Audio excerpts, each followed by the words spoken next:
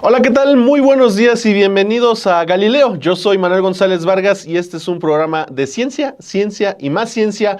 Ahora, por Sin embargo al aire, tenemos nuevo estudio en Galileo. Ya nos pasamos a Sin embargo al aire. Antes nos podía ver usted y sigue estando el archivo de los 76 Galileos que ya llevamos en Estudio B, pero a partir de este viernes y todos los viernes, sin falta, a las 11 de la mañana, en este caso este 21 de febrero de 2025, vamos a estar contándole las noticias sobre ciencia, de ciencia, con expertos y todo lo demás, aquí en Sin embargo al aire, usted sabe, después de Café y Noticias, además con un nuevo formato también, así es que bienvenidos, vamos a platicar de mucha ciencia a lo largo de estos viernes. Yo lo mando a la cortinilla de entrada para platicar cómo va a ser la nueva dinámica de Galileo para los que ya venían con nosotros desde antes y para los que no, también contarles cómo va a estar este programa, pues que lleva el nombre de uno de los grandes científicos de la historia y a quien esperamos honrar cada viernes con este programa. Bienvenidos.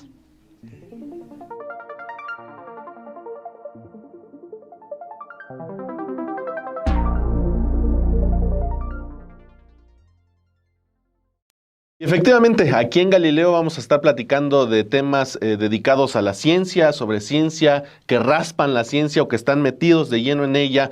Y los programas en vivo a partir de este viernes van a tener una estructura habitual con la que vamos a empezar ahora mismo, que tiene que ver con notas de actualidad, de ciencia. Se las vamos a ir contando, las vamos a ir platicando con ustedes y también esperamos que a lo largo de estos programas, pues usted también nos vaya contando las dudas que tiene, si le gustaría conocer algún tema en específico sobre ciencia o dedicado a la ciencia o alguna pregunta que usted se haya hecho desde hace mucho tiempo o tenga curiosidad de conocerla, aquí se le vamos a intentar responder, obviamente no solamente contándole las noticias de actualidad, sino también trayendo a expertos, a expertas, académicas, académicos de todos lados, no solo de México, sino si podemos también internacionales, por supuesto.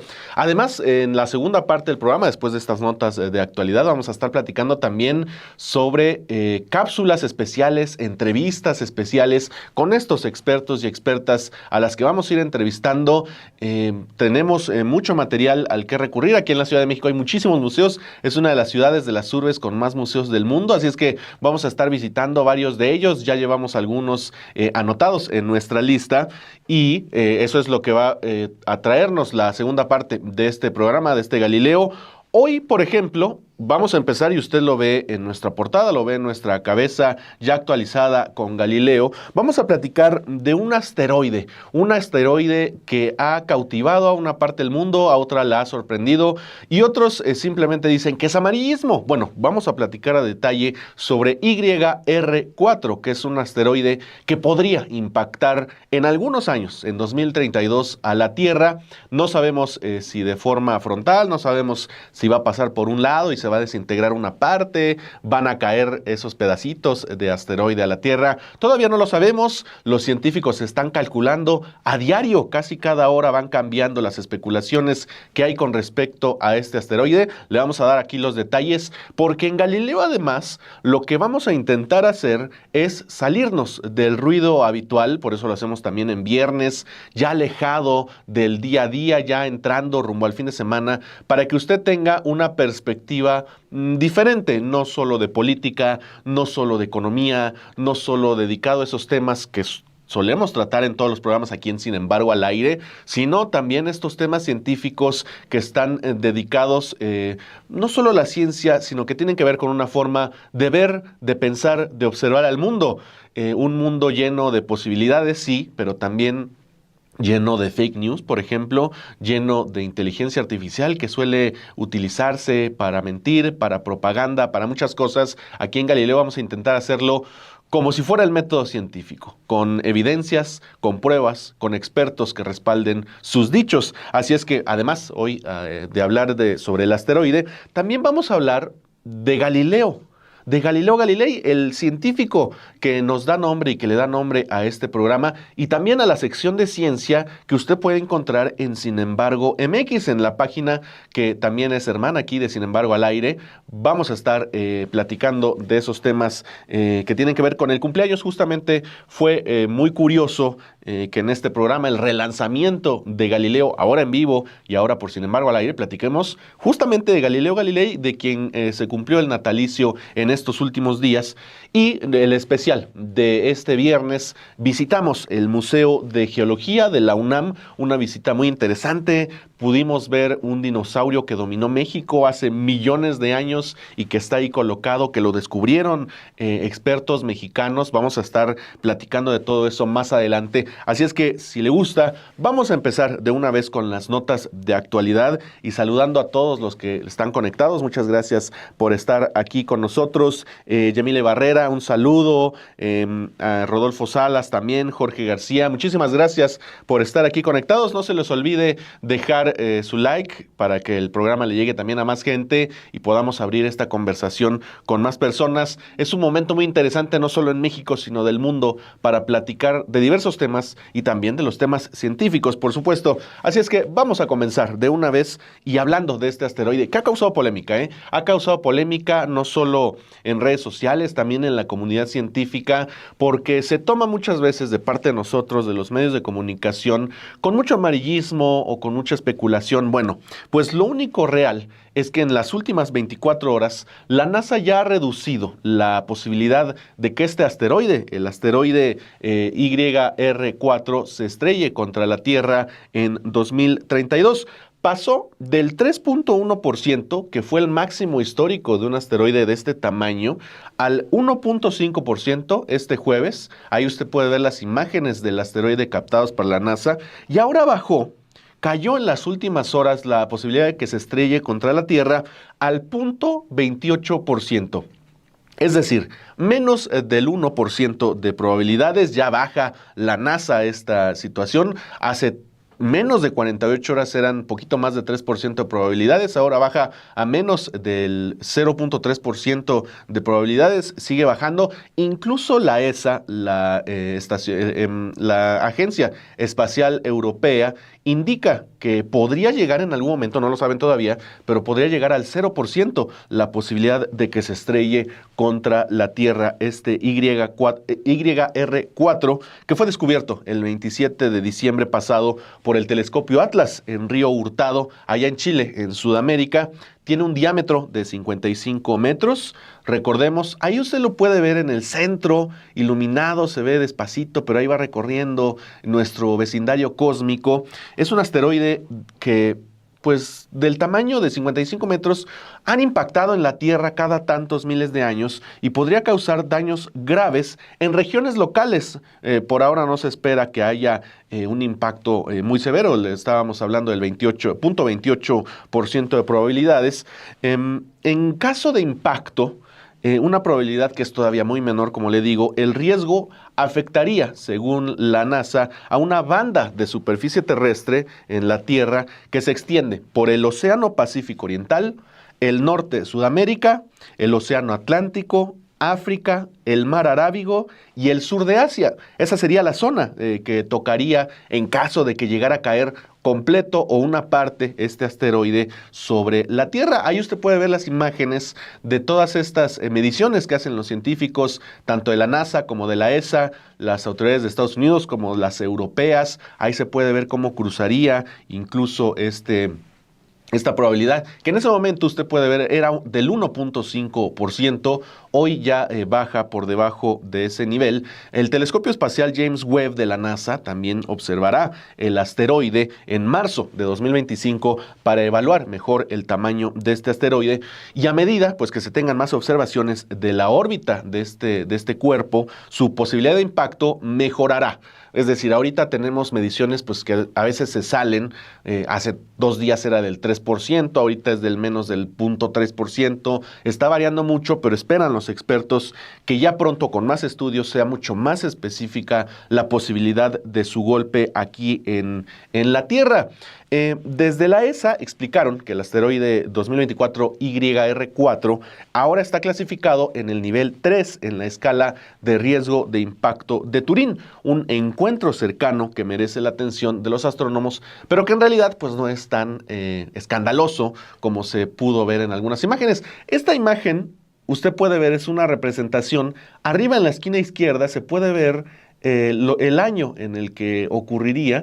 Es 2028, luego avanza a 2029, el asteroide está en morado, clarito, va viajando, se sale de la órbita de todos estos planetas, el Sol es el amarillo, la Tierra es el azul, y usted va a ver, por ahora parece que va dirigido, ahí se encuentra con la Tierra. No sabemos si efectivamente se cruzará al fin y al cabo, pero se está estudiando. La órbita de este asteroide es alargada, es decir, excéntrica. Usted ahí podía ver cómo se salía completamente, y actualmente, como pudo ver también en esa última imagen, se estaba alejando de la Tierra casi en línea recta, por lo que por ahora es difícil precisar su órbita, pero ya en los próximos meses se va a saber mucho, con mucha más claridad, qué es lo que va a pasar con este asteroide. Así es que ahí se lo dejamos, vamos a estar atentos. No va a acabar con el mundo por ahora. No hay posibilidades por ahora de que impacte como impactó, por ejemplo, aquel asteroide que eliminó a los dinosaurios hace ya millones de años, pero sí merece la atención, y además pues estos estudios que hace la NASA ya se puede determinar con años de antelación qué es lo que va a pasar. Ahí está entonces el asteroide YR4 2024. Vamos a estar atentos, le vamos a dar las noticias que vayan surgiendo con respecto a este asteroide. 55 metros de diámetro, a ver qué pasa con él, se desintegra, si llega, no llega, pero todavía falta un tiempo y aquí lo vamos a ir actualizando. Además, vamos a hablar de otro tema también de actualidad, porque se cumplieron 95 años del descubrimiento de un planeta al que ya no le llamamos planeta, ya no lo clasificamos como planeta, pero lo seguimos mencionando cuando hablamos de Mercurio, Venus, la Tierra, Marte, Júpiter, Saturno, Urano, Neptuno y Plutón, que es de quien vamos a hablar, porque efectivamente es un viejo conocido del sistema solar, y esta semana se cumplieron 95 años del descubrimiento de Plutón. Lo descubrió el astrónomo estadounidense Clyde William Tombaugh allá en el observatorio de Lowell en Flagstaff, en Arizona. Fue considerado Plutón el 9º y más pequeño planeta, ahí usted lo puede ver, del sistema solar, por la Unión Astronómica Internacional y por la opinión pública desde su localización en 1930 hasta 2006. En 2006 se le reclasificó como un planeta enano, aunque su definición ha sido siempre también muy polémica y objeto de controversia entre los astrónomos y también entre la gente de a pie, no se lo crea. Durante muchos años existió la creencia de que Plutón era un satélite de Neptuno, que había dejado de ser satélite por el hecho de alcanzar una segunda velocidad cósmica. Sin embargo, esta teoría fue rechazada ya en los 70 del siglo pasado, pero tras un intenso debate y con la propuesta de astrónomos uruguayos Julio Ángel Fernández, Gonzalo Tancredi, en aquella Asamblea General de la Unión Astronómica Internacional y en Praga, muy recordada en 2006, se decidió por unanimidad reclasificar a Plutón, ya no como un planeta del sistema solar, de nuestro sistema solar, sino como un planeta enano, requiriendo que un planeta debe tener lo que los expertos llaman dominancia orbital. Desde el 7 de septiembre de 2006, el planeta que usted está viendo en pantalla lleva por número el 134340, otorgado por el Centro de Planetas Menores. Pero desde ese mismo momento, muchos científicos, gente de a pie, como le decía, considera que Plutón debe volver a ser un planeta como lo es Mercurio o Venus o la Tierra o Júpiter o todos los que tenemos en nuestro sistema solar. No porque tiene un clima porque lo tiene, una atmósfera en capas, posibles compuestos orgánicos, océanos líquidos, sus propias lunas, por ejemplo. Plutón tiene sus propias lunas, como se razona en base a evidencias científicas, pero también porque es un viejo conocido, porque así lo hemos estudiado en las escuelas, porque lo hemos mencionado, porque Plutón es parte de esa educación, no solo la educación formal que nos dan en la primaria, sino también esa educación sentimental de mencionar a Plutón como el último, el más alejado de los planetas. Le decía que Plutón, por ejemplo, tiene 5 satélites, 5 lunas: Caronte, Nix, Hidra, Cerbero y Estigia, de los cuales son cuerpos celestes que comparten también una categoría especial.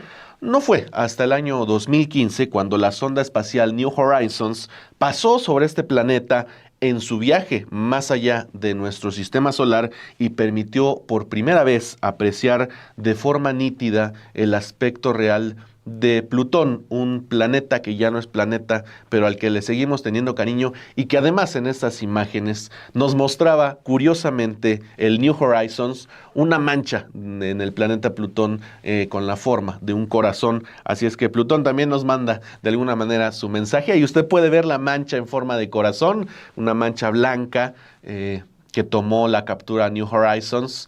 Plutón también nos quiere a nosotros de alguna manera, dirían algunos. Eso por el lado de Plutón, un cumpleañero para nosotros, porque lo descubrimos entonces hace ya casi un siglo, hace 95 años.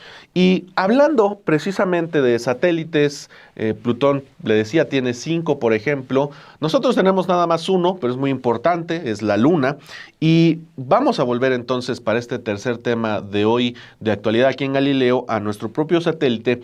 Y es que después de aproximadamente un mes de tránsito hacia la Luna, el módulo de aterrizaje Blue Ghost de la compañía Firefly Space completó con éxito una maniobra que lo empujó bajo la órbita lunar.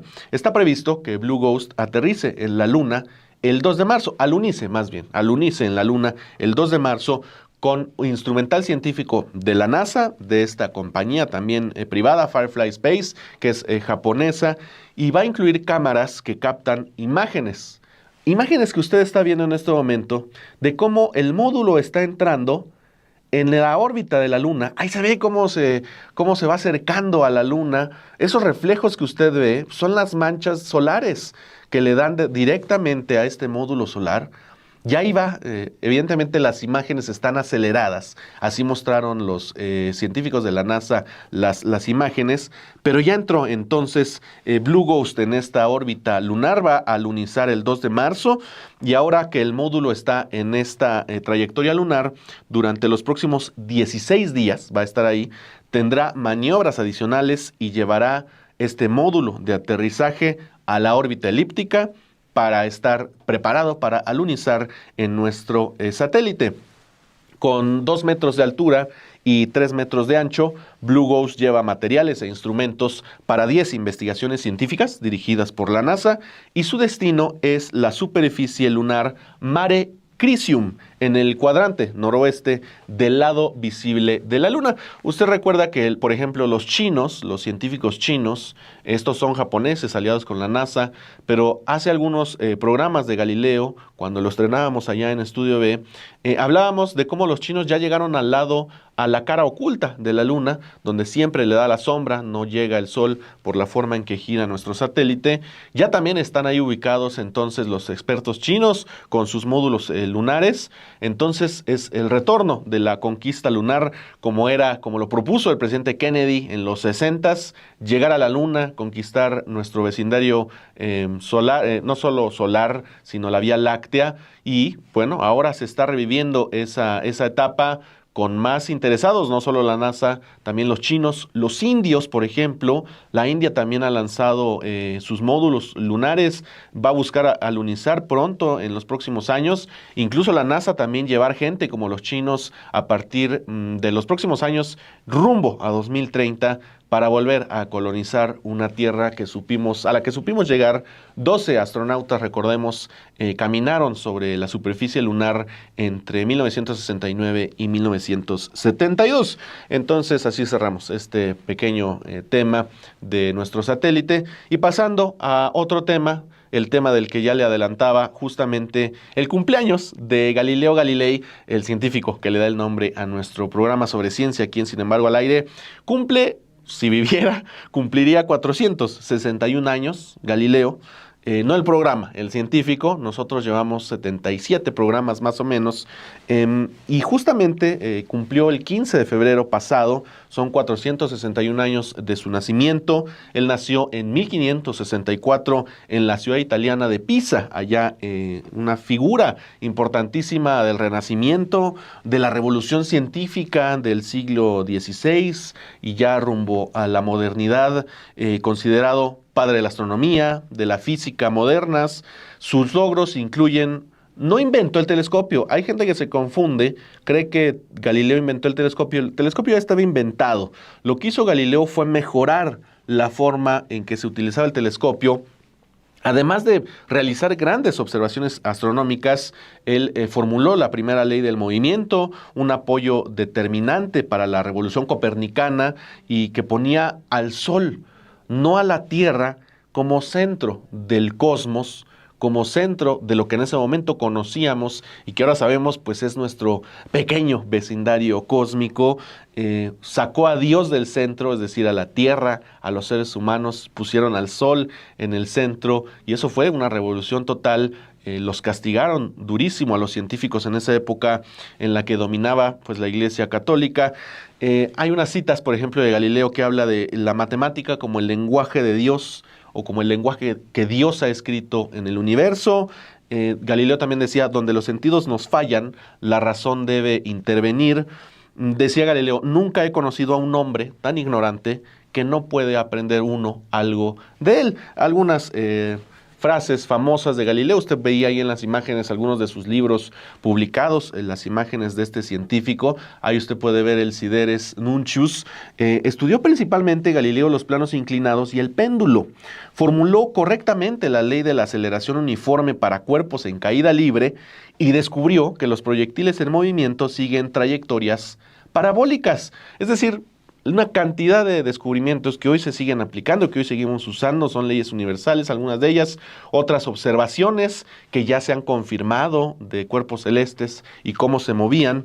En el año 1609, por ejemplo, Galileo supo de la invención del telescopio en los Países Bajos y se dio la tarea de construir, como le decía, un telescopio con sus propios medios, ya estaba inventado. Él lo construye con sus propios medios y trabaja en uno que es de mucha mayor calidad que el que se había inventado en los Países Bajos. Mediante el uso de este telescopio descubrió cráteres de la Luna, por ejemplo, de nuestra Luna, y los anillos de Saturno.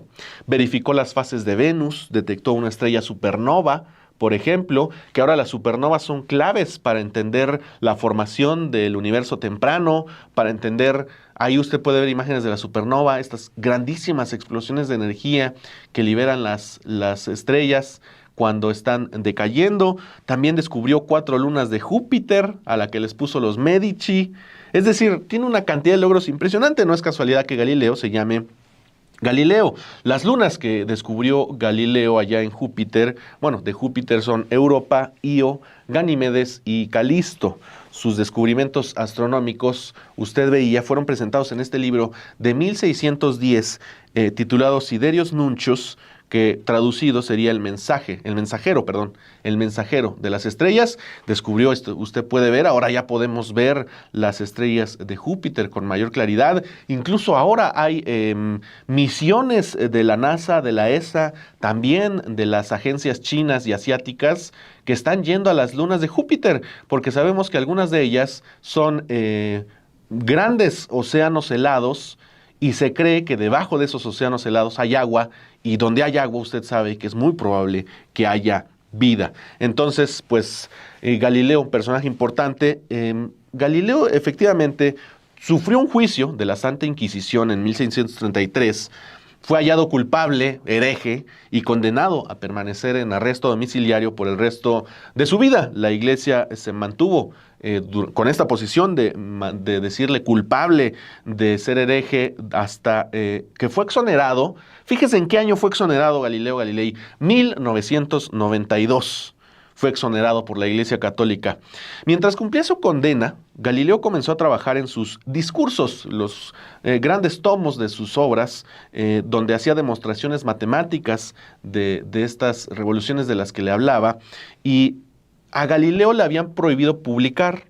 No solo había sido condenado por la Santa Inquisición, no podía publicar sus obras, pero los libros que escribió en esa época fueron llevados de forma ilegal a Países Bajos, efectivamente, para que después fueran publicados. Por eso hoy conocemos muchas de sus obras. Abordó temas importantísimos en la ciencia, como el ímpetu, los momentos del movimiento, centros de gravedad, y ya completamente ciego, en 1641, Galileo hizo su última gran aportación a la ciencia al sugerir el uso de péndulos en los relojes.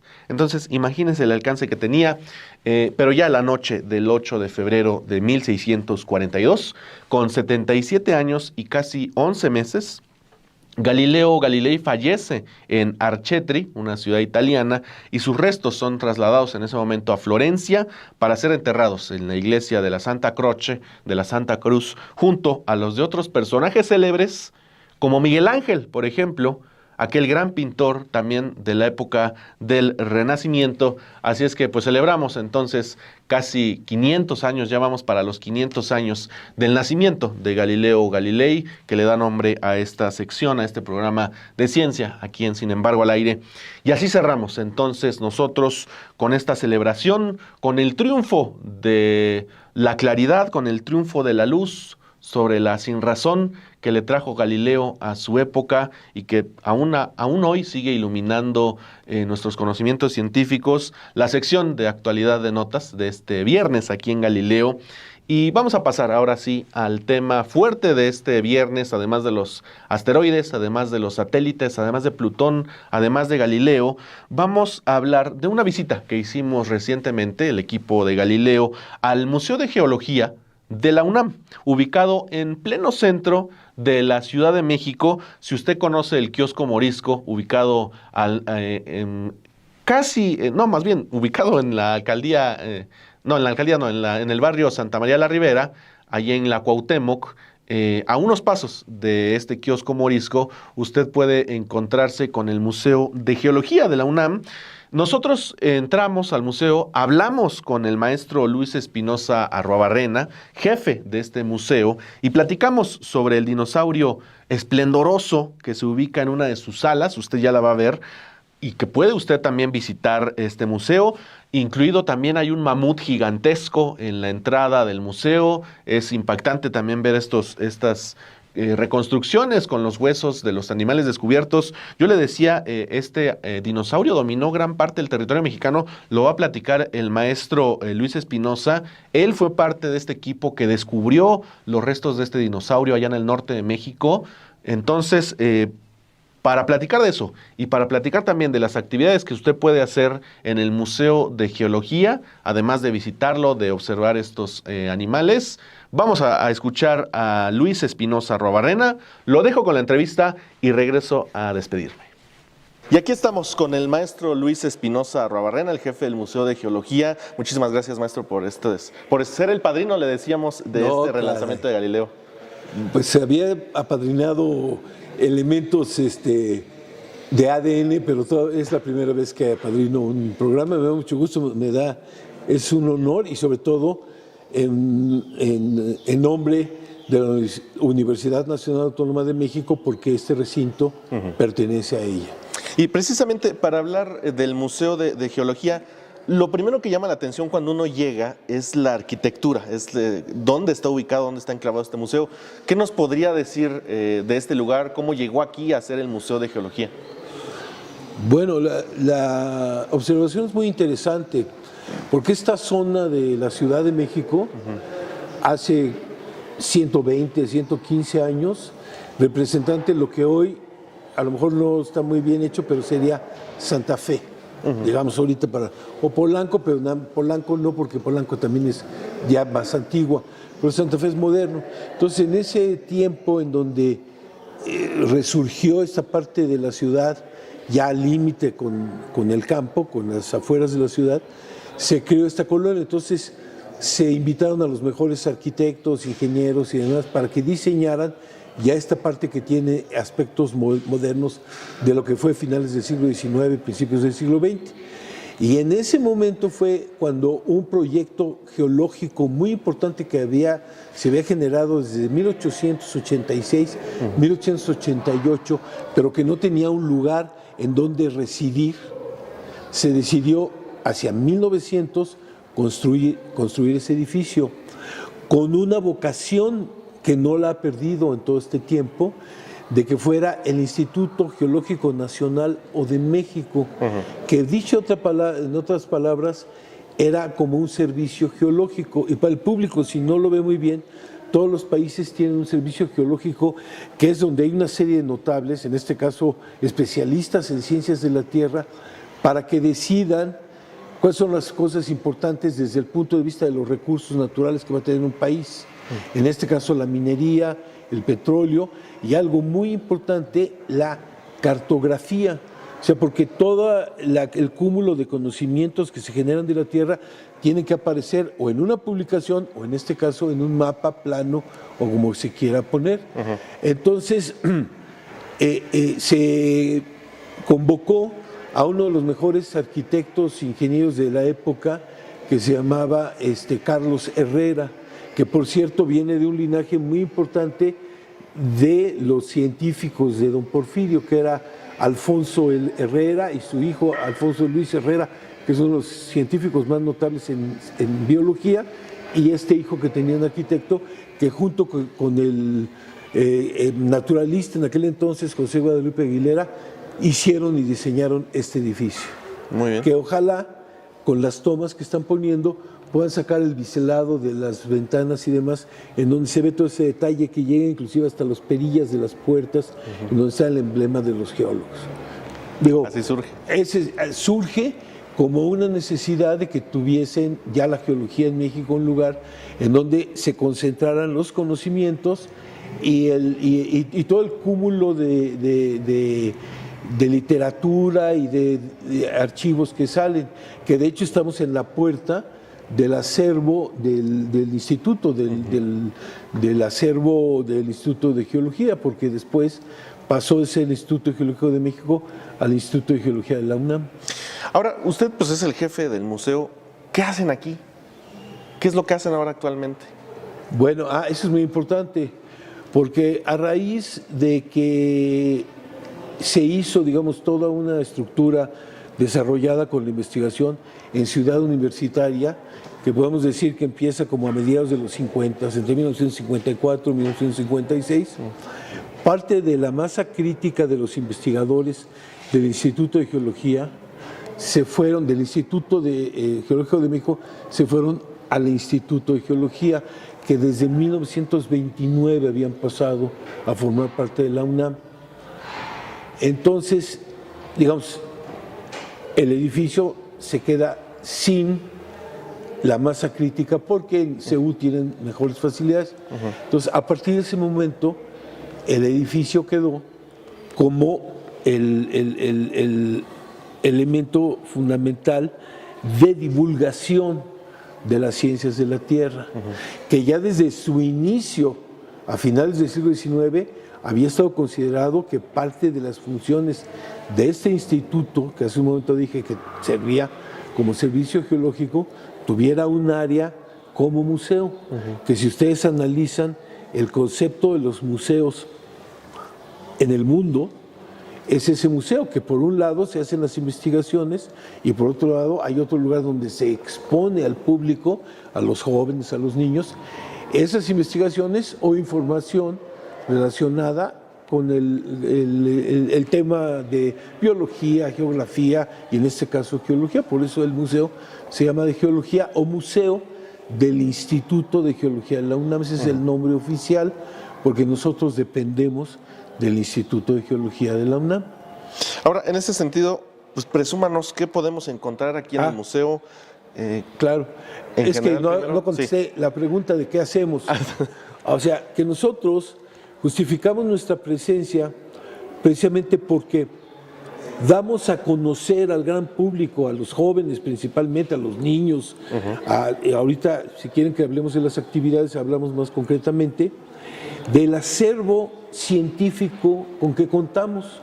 Entonces contamos con una colección de minerales que es la mejor del país, o por lo menos hasta hace tiempo éramos la segunda, porque había una colección muy importante, muy interesante en Puebla, en el área de Tehuacán.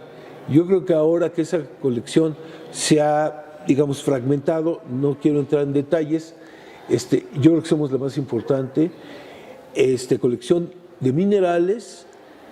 Tenemos la colección más importante en exhibición, eso definitivamente no hay ningún otro sitio en México en donde la gente la pueda apreciar. Ojalá también la recojan ustedes en sus imágenes, de meteoritos. Tenemos casi 100 meteoritos de diferentes partes del mundo, pero la mayoría inclusive son de México, que ha sido un país muy importante en la meteorítica. Entonces tenemos minerales, meteoritos, tenemos una sala de rocas, en donde tenemos cosas importantes de las rocas ígneas, las rocas metamórficas, las rocas sedimentarias y ejemplos importantes también para México. Tenemos una sala de paleontología, en donde tenemos cerca de 1000 fósiles en exhibición, muchos de ellos del extranjero, que tiene un motivo por el cual están ahí, pero una parte importante y significativa de México,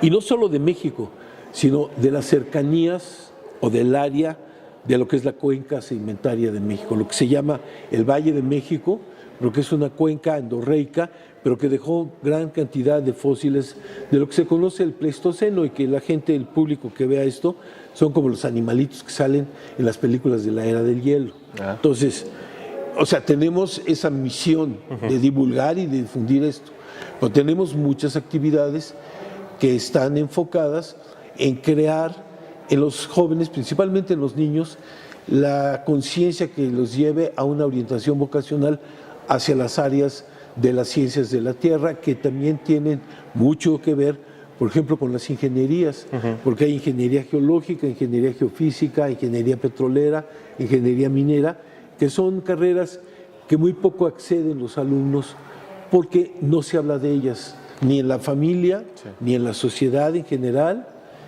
y tampoco en las escuelas. No forma parte de los programas de estudio el que se hable de eso, y que se hable de que es muy importante que la gente se dedique a eso para que los países tengan riqueza, ¿no? Entonces, hablando esa es parte de las... Y ya también contesté un poco de lo que tenemos dentro de nuestras colecciones. Ahí tenemos una sala de 500 metros cuadrados con equipamientos modernos, ya no son colecciones contemplativas para que la gente vea esto, sino equipamientos donde pueden interaccionar con ellos, de conceptos como la tectónica de placas, etc. Ahora, en ese sentido, qué bueno que toca lo de las actividades y ese enfoque en los jóvenes, en los niños. ¿Qué hacen? ¿Cuáles son los detalles de esas actividades para atraer a los más chicos? Pues una de ellas son talleres, que le llamamos talleres escolares. De hecho, muchas escuelas, porque nosotros mandamos a las escuelas por internet y por correo normal la programación que tenemos. Entonces, muchas escuelas ya vienen o hacen una cita con la idea de que se hagan talleres. Tenemos, media docena de talleres que son muy interesantes, en donde los muchachos, niños, más o menos estamos hablando como de primaria alta, quinto, sexto de primaria, casi como hasta primero de preparatoria. Esa parte, ese público, es el público que más nos favorece con su visita, con las tareas escolares, y entonces, por ejemplo, ellos pueden hacer un taller en donde pueden realizar su propia colección de minerales. Entonces se les dan minerales pequeños en tabletas, en donde vienen los ambientes de formación de esos minerales, con los nombres y con algo de información de por qué esos minerales son importantes o alguna característica importante que tienen. Es obvio que en el momento en el que están haciendo el taller, el guía, que nosotros les llamamos anfitriones, que son alumnos de geociencias o de ciencias naturales, que los tenemos aquí como parte de la atención al público, les están explicando cada uno de los minerales que ellos ponen, y terminan con su tableta con los minerales, que no lo compran nada más ya con los minerales ya puestos. y no nada más se hace un taller con minerales, sino se puede hacer con rocas. Porque pues, los minerales están compuestos de átomos y las rocas están compuestas de minerales, pero tienen un proceso distinto. Entonces tenemos de minerales, tenemos de rocas, tenemos los sistemas cristalográficos o algunos de los sistemas cristalográficos hechos en origamia. Entonces también los niños pueden, mientras están haciendo sus figuras, se les está hablando de cómo se forman los minerales. Tenemos talleres de duplicados en yeso, de trilobites o de amonites.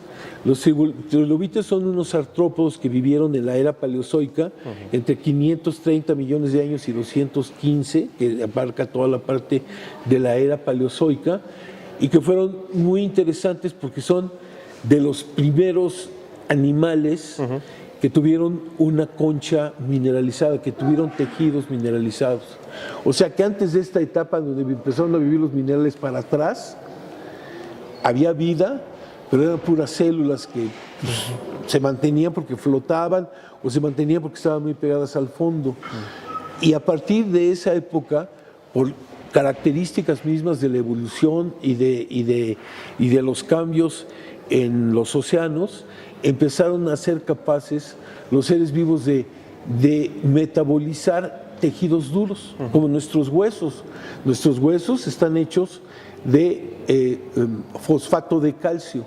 Entonces tenemos que tener dentro de nuestro organismo, por el calcio que tomamos y por el fósforo que tomamos, una indicación genética para que se produzcan tejidos óseos.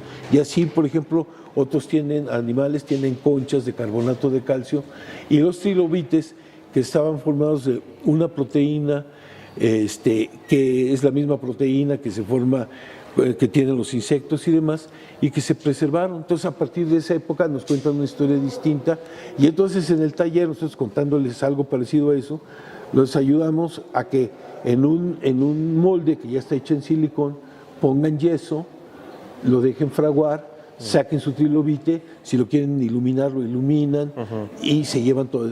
No, es una información como la que estoy dando. Y lo mismo pasa con las amonitas. Las amonitas son moluscos, parientes de los pulpos, que desarrollan una concha que es en espiral, pero no es en espiral así como la de los caracoles, sino en espiral así.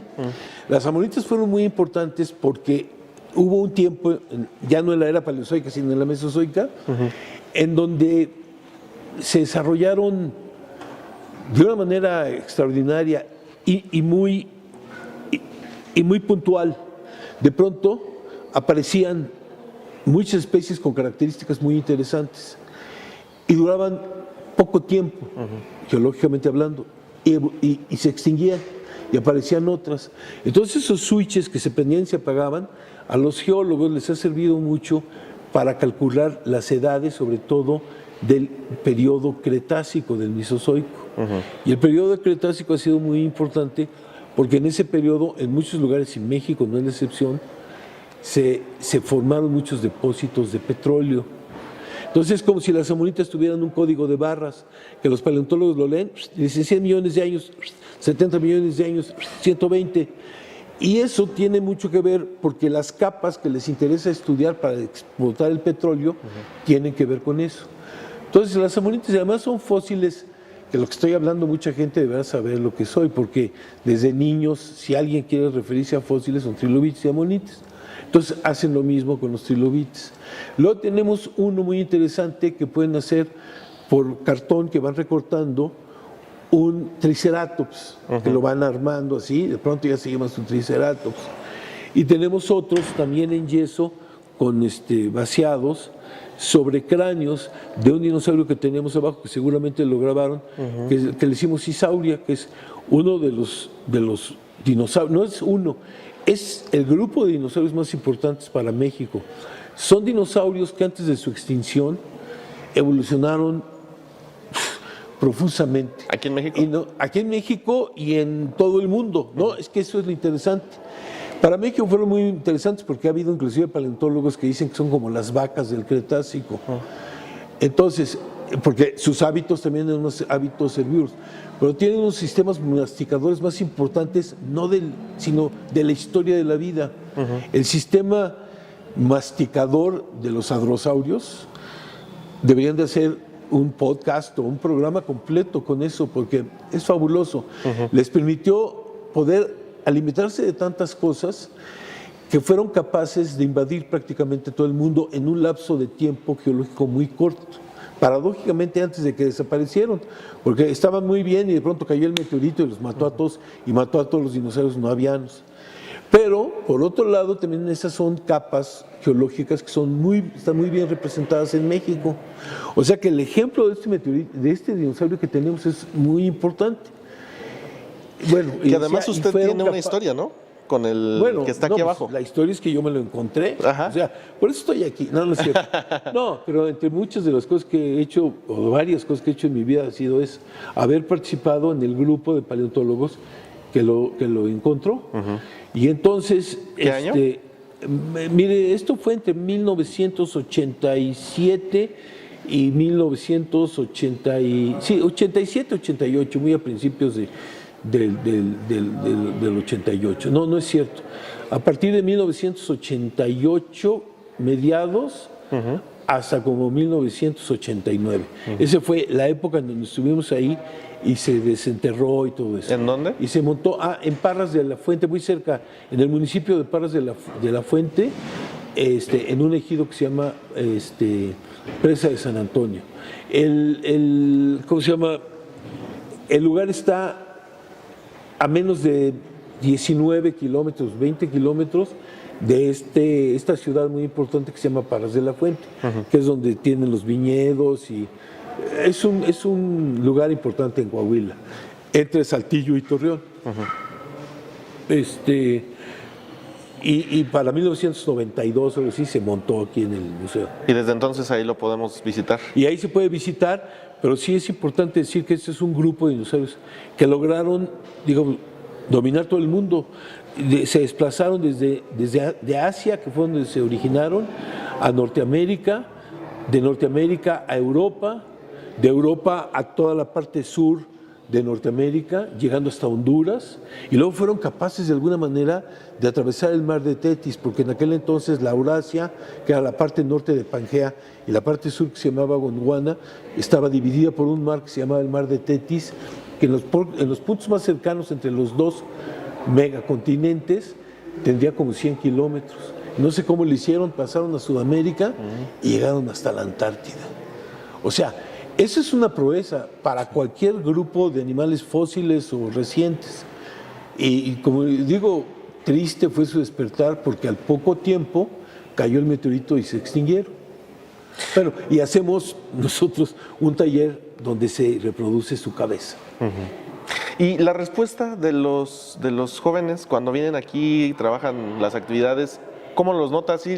¿Sí captan la atención? Porque ahora es difícil, ¿no? En esta época captar la atención de los más chicos. Pues ahora sí que cada quien habla de la feria como le va en ella. Yo hasta ahorita me puedo apreciar que no he conocido ni un niño, ni un joven, y casi ni un adulto, que no se fascine con lo que tenemos aquí, porque ahorita hablé de los talleres y eso, pero también aquí se puede visitar la roca más antigua que ha existido, no en México ni en la Tierra, sino en el sistema solar. Parte de la nebulosa con la que se formó no solo nuestra casa, sino todo el entorno de nuestra casa. Entonces, realmente, y además estoy hablando de muy pocas cosas que hay en el museo, me faltan otras más que, de acuerdo como quieran, lo puedo dar. Yo creo que mucho depende del momento de los niños. Si un niño viene al museo enfadado porque le mandan a hacer una tarea que ni siquiera no la entiende porque su profesor es o sea, la motivación puede empezar aquí en el museo, pero sería mucho más didáctico que empezar en la escuela. Que el maestro les dijera, miren, pues hay un montón de cosas que no tenemos aquí, pero vamos a verlas, ¿no? El sábado que entra nos vemos a tal hora y todo, para que hagan una tarea y la tarea que les dejen. Entonces, yo digo que muchos, por lo menos cuando a mí me tocan y que me dicen, oiga, tengo que hacer esta tarea, no quiero decir así improperios, pero si tengo que hacer una plana de 3, una de 4 y una de 5. Yo les digo, mira, para hacer una plana de 3, 4 y 5, a lo mejor lo puedes ver en la computadora y le haces inclusive hasta copy-paste y haces la tarea y tu maestro te pone 10 y no aprendiste nada. Si no te deja eso y te deja hacer el desarrollo de cómo se empezó a multiplicar o a sumar con esto y los motivos o cosas interesantes, entonces aquí en el museo vas a encontrar cosas muy importantes que la gente que está aquí te va a ayudar para hacerlo. Esa es la gran diferencia. Como que depende de mucho qué es lo que la gente quiere buscar aquí.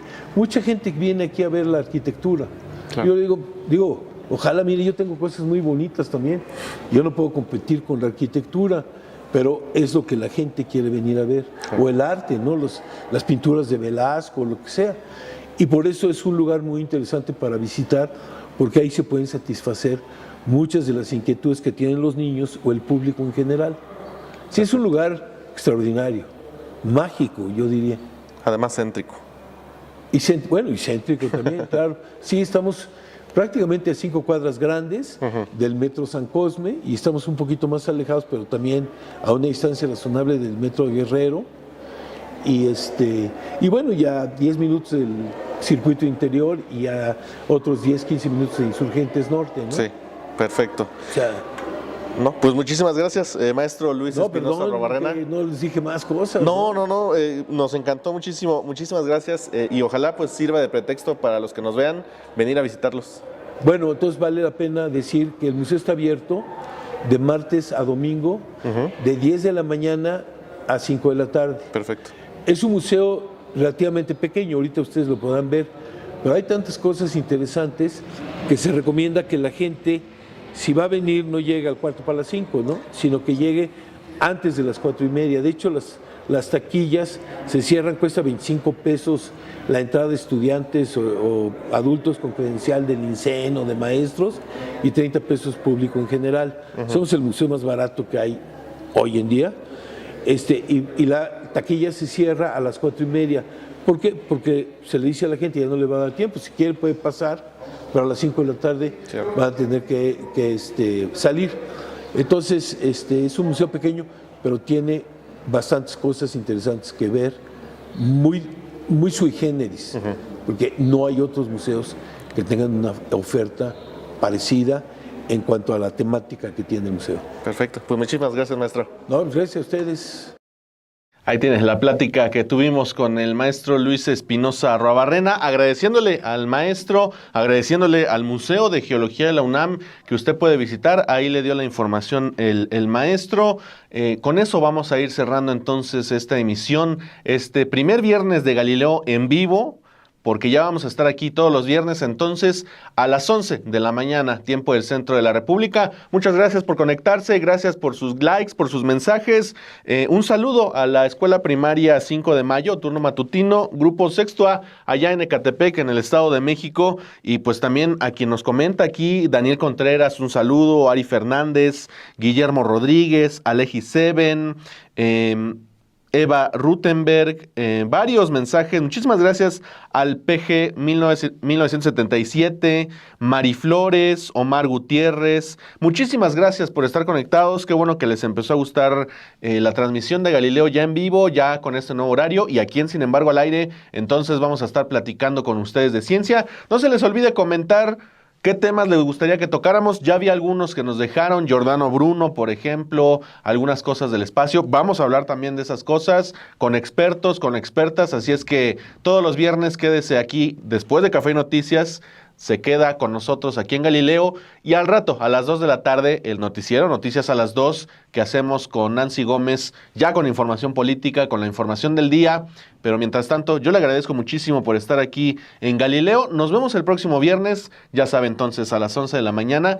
Pero de todos modos, si no lo puede ver a esa hora, lo puede ver después en Sin embargo al aire. Y le recomiendo ir a ver los Galileos que publicamos en Estudio B, por ejemplo. Hay más de 70 Galileos de todos temas. Clonación, historia de México, historia antigua. Así es que ahí va a poder encontrar otros temas que también ya hemos tocado y que seguramente vamos a volver sobre ellos en algún momento. Yo me despido. Muchísimas gracias por estar con nosotros aquí en Galileo. Soy Manuel González Vargas y esto es, y seguirá siendo, precisamente Galileo.